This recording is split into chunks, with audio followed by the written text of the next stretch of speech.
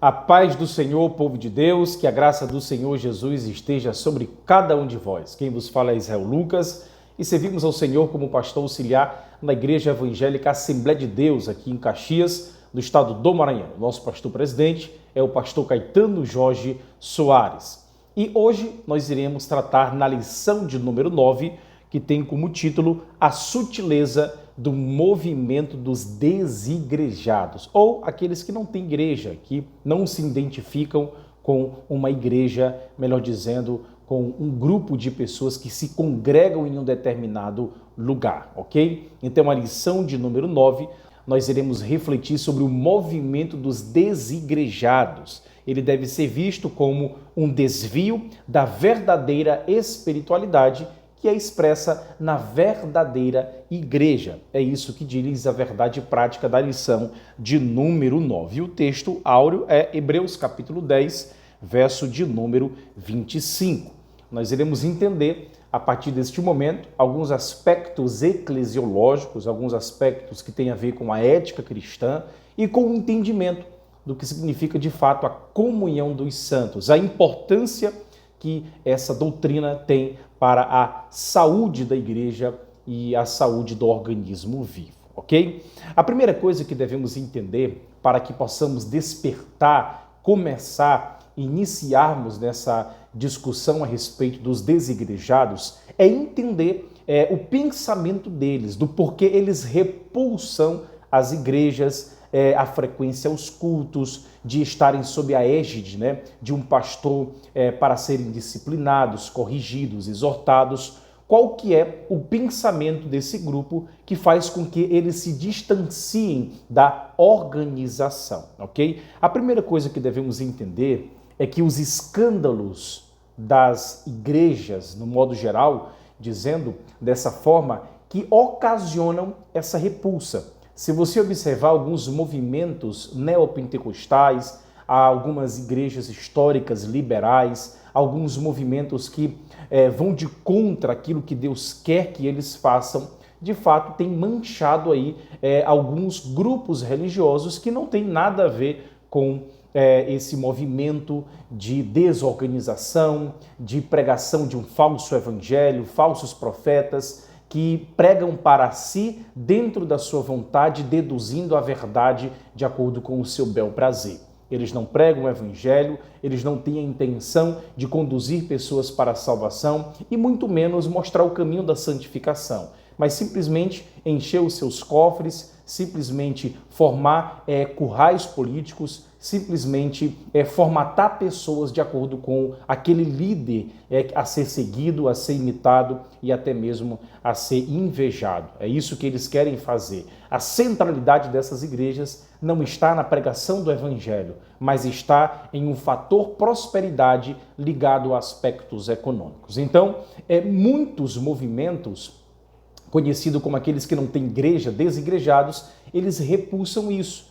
Eles, de fato, batem de frente com essas organizações. Então, você está debaixo da autoridade de um pastor, frequentando um culto de uma forma catedrática, todos os domingos, participando de um trabalho, ceando juntamente com os seus irmãos, dando deliberadamente os seus dízimos e ofertas, devolvendo ao Senhor aquilo que lhe cabe, aquilo que a igreja precisa para se manter. Tudo isso é deturpado dentro do entendimento deles, porque eles já têm um preconceito natural, uma repulsa natural por aquilo que eles enxergam na televisão, por aquilo que eles veem dentro dos escândalos. Então, todo esse conglomerado de um pensamento sociológico, ele permeará a repulsa desses que não têm igreja, que não preferem participar de uma organização. Tudo isso tem levado a muitos a se desencantarem com a igreja institucional e organizada, É a primeira coisa que devemos entender. Alguns, de fato, simplesmente abandonaram a igreja e a fé, mas outros, eles querem abandonar apenas a igreja e manter a fé. Eles querem ser cristãos, mas sem a igreja, sem a presença da igreja. Mas a bem da verdade, queridos amigos, professores que nos acompanham no nosso canal, pode-se perceber que eles querem se livrar da igreja para poderem serem cristãos de acordo com o seu jeito, com a sua vontade e o seu bel prazer, da forma que eles querem viver, de uma forma livre, pensando de uma forma sem que haja aí delimitações, limitações, pautados na saúde da Bíblia Sagrada, daquilo que ensina com as suas convicções. Eles querem simplesmente serem livres pensadores, de uma forma que não haja aí ninguém para os exortar. Eles ficam e se sentem muito à vontade, né, a fim de experimentarem de tudo na vida, sem receio de penalizações e sem um receio de correção disciplinar e pastoral. Essa é a verdade. Os desigrejados, eles querem Cristo, mas não querem sua igreja. Eles querem um noivo, mas rejeitam a noiva. Mas aquilo que Deus ajuntou, não separe um homem, né? É isso que nós entendemos. Não podemos ter um sem a outra. É isso que nós iremos frisar a partir desse momento. É curioso que a passagem que é usada, a passagem predileta pelos desigrejados, onde estiverem 2 ou 3 reunidos em meu nome, ali estou no meio deles, lá baseado em Mateus capítulo 18, verso de número 20. É, na verdade, uma má interpretação que eles tiram desse texto. E eles se justificam assim: então não preciso de igreja, eu apenas me reúno com uma pessoa que tem um pensamento parecido com o meu, pode ser num café, pode ser num cinema, nós vamos aí, por exemplo, interpretar o filme Avatar, o filme do X-Men, o filme, por exemplo, do Faroeste, de alguma coisa relacionada a Hollywood ou alguma coisa que eu vejo na mídia e tirar implicações cristocêntricas disso. Né? Então é mais ou menos assim: eu me encontro no café com meu amigo, me encontro no cinema, me encontro aí num jogo de futebol, tenho uma comunhão com ele ali, 2 ou 3 pessoas, e com isso nós somos igreja. Eles são igrejas na individualidade dos seus egoísmos e orgulhos, né? Sem serem confrontados e exortados. É basicamente isso que eles pensam, né? É basicamente isso. Mas quando nós olhamos para esse texto, nós percebemos que essa palavra foi proferida por Jesus no contexto da igreja que era organizada. Esse aqui é o ponto principal. Estes 2 ou 3 que ele menciona são 2 ou 3 que vão tentar ganhar o seu irmão faltoso e reconduzi-lo à comunhão da igreja. Você pode observar o contexto anterior, Mateus capítulo 18, verso de número 16. Ou seja, são os que estão agindo para preservar a pureza da igreja como corpo, e não 2 ou 3 que se separam dos demais e resolvem fazer sua igrejinha informal ou seguir carreira solo como cristãos. É isso que muitas pessoas querem, seguir carreira solo como cristãos. Então, no final, a impressão que fica desse movimento, eu estou apenas aqui na introdução, para que possamos entender a mentalidade, a artimanha, a sutileza de Satanás por trás desse movimento, é que, na verdade, os desigrejados, eles não são contra a igreja organizada, meramente porque eles sonham, né, com uma forma mais pura de cristianismo, mas eles não querem, de fato, a bem da verdade, estarem estruturados dentro de uma doutrina, dentro de uma correção eclesiástica, dentro de uma disciplina. Eles querem ser cristãos do jeito deles, acreditarem no que quiserem e viverem do jeito que acham correto, sem ter que prestar contas para ninguém. Então é isso que eles querem, porque quando olhamos aí para os argumentos dos desigrejados, você pode procurar isso em algum vídeo no YouTube ou simplesmente algum livro que fala sobre isso. Tem livros hoje que falam sobre isso. O movimento dos desigrejados, eles batem em cima da organização como meio para manipular massas, mas não é isso que o Evangelho de Cristo prega, né? Quando eles começam a argumentar, dizer que a igreja ela começou a ser deturpada por ocasião de Constantino no século IV, em 313 depois de Cristo, é que eles percebem que quando olhamos para o Novo Testamento, quando olhamos para a estruturação dos ensinos de Cristo, nós percebemos que ele deduziria dos apóstolos uma organização, uma estrutura organizacional, né, como fundamento, obviamente, a própria pessoa de Cristo. Então, o argumento de que a igreja foi organizada a partir de Constantino, que misturou igreja mais Estado, ela não é, por exemplo, sustentada à luz do Novo Testamento. Nós observamos isso, a instituição da ceia do próprio Senhor Jesus Cristo, que ele manda que nós nos reunamos em seu nome para comungarmos uns com os outros e glorificar o seu nome, é a fundação de igrejas pelo apóstolo Paulo, as 13 cartas que o apóstolo Paulo enviou para pastores de igreja, para igrejas, 1 Coríntios, 2 Coríntios. Na verdade, ele enviou 4 cartas à igreja de Corinto, ele enviou uma carta à igreja de Gálatas, uma aos Efésios, uma às igrejas que se reuniam em Roma, os romanos, enfim. Então, todo o Novo Testamento é permeado nessa estruturação de organização. Então, nós não percebemos problema dentro da organização. O problema é quando a organização perde o seu foco, perde o seu rumo, quando ela deixa de olhar para Jesus e começa a olhar mais para o seu umbigo, olhar para o seu poder, olhar para a sua influência na sociedade. A influência na sociedade da igreja não é do pastor que deve ser bem visto por ela. Nós devemos incomodar, nós devemos ser o portal que dará acesso àquilo que as pessoas enxergam em Cristo. Devemos espelhar e devemos refletir o seu caráter. Então a igreja está numa sociedade não é para angariar pessoas para um fim e um propósito voltado para si mesma. A igreja está na sociedade para refletir o caráter de Cristo. Mesmo que isso crie um certo desconforto, né, entre pessoas ali daquela sociedade. O evangelho por si só, ele é ofensivo. E nós devemos, assim como verdadeiros apologetas, retirar os entulhos, né, que estão na estrada para que a mensagem de Cristo chegue de uma forma pura. Então, a bem da verdade, a igreja não é perfeita. A igreja está caminhando para uma perfeição que será vista apenas na Nova Jerusalém. Mas a despeito da sua imperfeição, não devemos renegá-la, não devemos deixar de nos congregar com os nossos irmãos. Eu aprendi uma frase muito interessante, que a igreja ela não é um museu de santos. A igreja ela é um hospital de pecadores. Quando começamos a perceber isso, entender que lá tem pessoas tão falhas quanto nós percebemos que Deus tem tanta misericórdia conosco que não nos deixa esmorecer. O Espírito Santo, ele de fato conduz a sua igreja, ele cuida da igreja, ele guia a igreja. O Espírito Santo de Deus, ele sustenta a igreja. O substituto de Cristo, de fato, ele abre a mente daqueles que se congregam na igreja, confrontando-os por meio da palavra para serem santos diante da sua presença. Então é isso que é estar na igreja, congregar numa igreja e estar dentro de uma organização.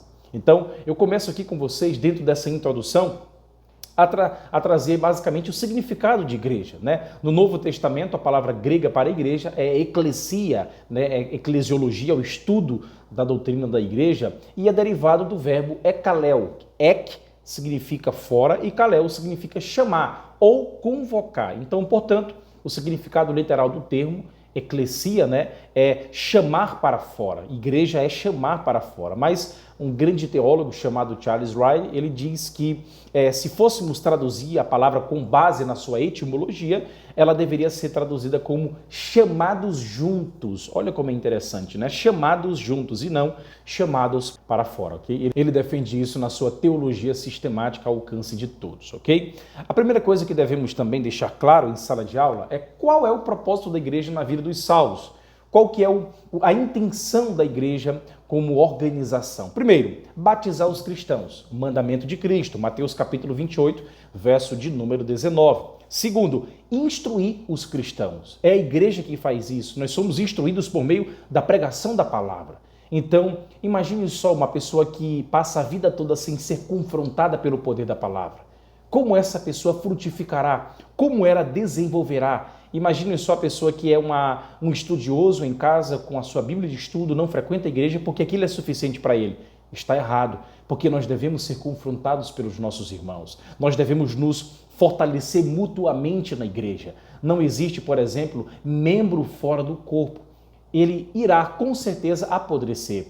Ele irá com certeza definhar, porque nós somos confrontados diariamente. Todos os dons que são ditos ali em 1 Coríntios é para a edificação da igreja, é para uma comunhão mútua dentro de uma coletividade. Então é necessário que, dentro desse propósito da igreja, nós venhamos a ser instruídos por ela, pelos nossos líderes. Terceiro, edificar os cristãos. Você pode observar lá em 1 Coríntios capítulo 14, verso 26, Efésios capítulo 4, verso 11, e bem como 1 aos Tessalonicenses capítulo 5, verso 11. Tem a ver com a comunhão dos santos, com a edificação. Quarto, disciplinar os cristãos. Agora imagine só, uma pessoa que não frequenta uma igreja, está distante de uma igreja, pelos seus preconceitos aí, porque viu algum escândalo em outras igrejas e ele jogou todo mundo no mesmo barco e agora todo mundo é farinha do mesmo saco e nenhuma igreja serve, nenhuma igreja presta. Aí está o grande problema. Essa pessoa vai viver ao seu bel prazer.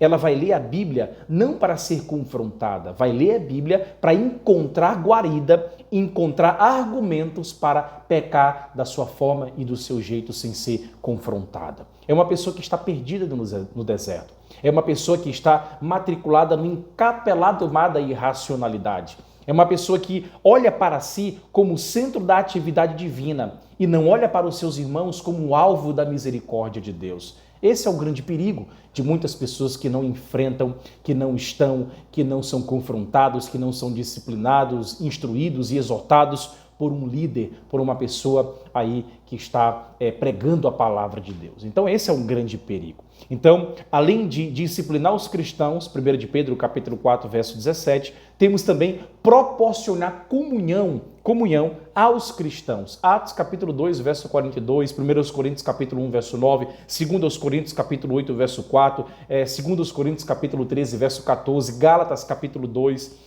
verso 1, 1 de João, capítulo 1, verso 3. Então, são todas passagens que têm a ver com a comunhão dos cristãos dentro de uma mesma comunidade. E por último, o sexto argumento do propósito da igreja em relação aos salvos é cuidar dos seus membros nos momentos de necessidade. Quantas e quantas pessoas estão esmorecendo na fé, se afastando de Deus e os seus irmãos em Cristo estendem as mãos para essas pessoas. Eu sei que muitos membros de igreja que já participaram, tiveram alguma decepção, foram de uma certa forma rechaçados, humilhados por grupos que o perseguiram, mas abra o seu coração e abra a sua mente. Nem todos são assim. Nem todos comungam desse mesmo pensamento. Existem comunidades e comunidades. Eu escutei uma vez de um certo pastor de que se você frequenta uma igreja bíblica que é distante da sua casa, é melhor do que frequentar uma que está do lado, está perto e é distante da palavra. Nunca é demais estar no meio de uma congregação que é fiel à palavra de Deus. Nunca é distante. É melhor estar com esse grupo que é longe da sua casa do que estar perto, fora da presença de Deus. Então eu sei que existem diversas igrejas com diversos propósitos, com diversos pensamentos e líderes, que falam de um lugar de onde nunca vieram. Mas a bem da verdade é que nós devemos estar em comunidade junto com os nossos irmãos para sermos aí exortados e confrontados e nos momentos de necessidade ter a mão estendida para nós e receber essa ajuda como uma pessoa que precisa de outros para caminhar bem. É isso que a noiva de Cristo e assim que ela é definida. Então, o que nós entendemos aqui? A igreja é ao mesmo tempo um organismo vivo, e também, ao mesmo tempo, uma organização. A dimensão orgânica, o invisível da igreja, lembra-nos da sua natureza atemporal e espiritual. Primeiro quesito, quando falamos de organismo, nós estamos falando de uma dimensão orgânica, uma igreja invisível, que lembra-nos da sua natureza atemporal, fora do tempo, e bem como espiritual. Esta aqui é o corpo de Cristo e une todos aqueles que ao longo da história foram alcançados pela graça salvadora de Deus. Isso é organismo. Segundo, a dimensão organizacional ou visível, ela nos lembra do seu caráter, ou seja, da sua natureza temporal e histórica da igreja. Embora seja um organismo, a igreja se expressa na temporalidade por meio de comunidades locais organizadas. Eu vou repetir, por meio de comunidades locais organizadas. Quando olhamos para a nossa declaração de fé, é dito lá o seguinte: a igreja é a Assembleia Universal dos Santos de todos os lugares e de todas as épocas, cujos nomes estão escritos nos céus. Aí ele cita um texto de Hebreus capítulo 12, verso 23. A Universal Assembleia e Igreja dos Primogênitos, que estão inscritos nos céus, e a Deus, o juiz de todos, e aos espíritos dos justos aperfeiçoados. Olha que maravilha. Então, o que aprendemos? A igreja, ela é a coluna e a firmeza da verdade. né? Nós estamos reunidos no nome do Senhor Jesus Cristo, que é a pedra angular que sustenta a igreja. Ensinamos que a igreja é una, indivisível, um só corpo, um só espírito, um só pensamento, uma só fé e um só batismo. É isso que é a igreja. Então, para que possamos fazer um resumo aqui, muitas pessoas têm um conceito equivocado do que é a igreja. Eles deturpam o real sentido de igreja. Então, eu digo para vocês, você não é a igreja. Você se reúne com a igreja, você se encontra com a igreja, você se congrega com a igreja, você faz parte da igreja, você não tem como viver a plenitude da vida cristã. É impossível viver o cristianismo sozinho na individualidade de nossas casas. Não é a igreja que tem um Deus, é Deus que tem uma igreja. Não é a igreja que tem uma missão, é a missão de Deus que a igreja cumpre. O que precisamos entender que, apesar de tudo, nós precisamos uns dos outros. Precisamos da pregação da palavra de Deus, da disciplina, das ordenanças, dos sacramentos, da comunhão de irmãos e dos cultos regulares. Cristianismo sem igreja é outra religião. A religião individualista dos livres pensadores, eternamente em dúvida, incapazes de levar cativos os seus pensamentos à obediência de Cristo. É isso que muitas pessoas fazem. Então, para encerrar este momento, eu quero dizer para todos vocês, levemos o nosso pensamento cativo à igreja. Vamos refletir o caráter de Cristo em comunidade, porque os raios desse reflexo, eles alcançarão quem? A nós mesmos na nossa casa. Seremos hipócritas tentando viver um cristianismo em um voo solo. E isso não é o que Deus quer. Forte abraço, Deus te abençoe, até a próxima lição.